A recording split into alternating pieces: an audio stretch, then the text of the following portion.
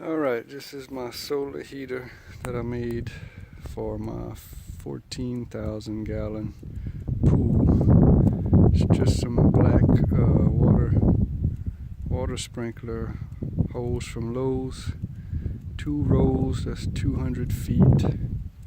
Called it up, I put some nails to hold it in place, wrapped it around a piece of plywood, painted the plywood black.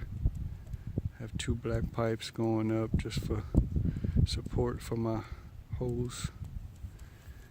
And then on the inlet right here, I put a valve in line so that I could slow the water down. That way it doesn't take all the heat from the hose with the cold water coming from the pool.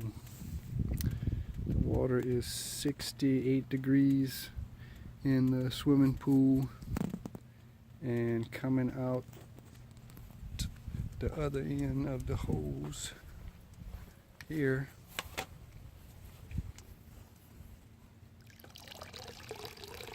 the water is 77 degrees. So 68 going in, 77 coming out. I have it trickling like that, like I said, so it doesn't take all the heat from the solar heater.